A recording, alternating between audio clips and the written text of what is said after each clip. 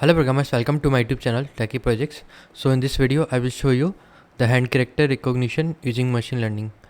So in that project user have to give the input image of any character and the model will detect and recognize the particular character. So user have to just run the Python main script like python space main.py in the terminal. Then user have to give the image path like I'm just entering the image name y.png.